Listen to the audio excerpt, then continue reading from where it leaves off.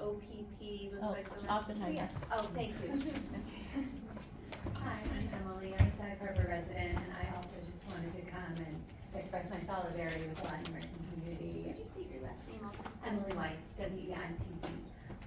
I went to West Hampton last week when I heard that the ice raids were happening there, and went to the first location, and it was calm, Panera Bread, everything was normal. Went to the second location, and it was calm, and I was almost thinking, maybe it's nothing, maybe this is actually gonna be okay.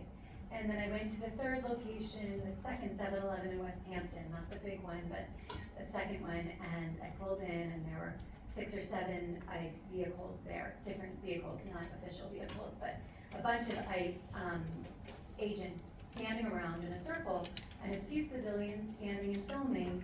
And so I got out, and I just wanted to bear witness, and so I started filming too, and didn't really know what was going on. Heard some people saying, why are you doing this? Why are you doing this to our community? And I'm just watching, and then I realized that there were people in one of the vans, and they loaded them into another van, and before my eyes, they took them away, these people who they had no probable cause, and they took them, and then I stood there waiting for another hour to see if they would do anything else, and these ICE agents were just standing around talking.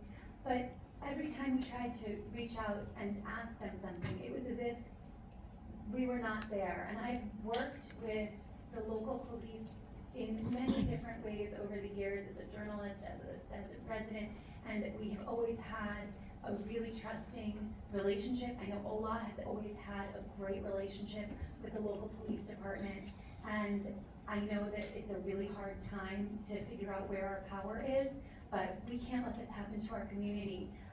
The most striking moment for me in that whole thing, after we watched these 2 men be taken away and their lives completely destroyed, one of the ICE agents came over, he yelled at me for standing too close to his car. I stepped back from his car, and then he walks over with his giant gun and everything, and he's looking at his car, and he just says, there's a scratch on my car. And he looks at me like I'm gonna empathize with him, like, you poor guy. There's a scratch on your car, you just destroyed 2 men's lives. And I just want to express my solidarity with one.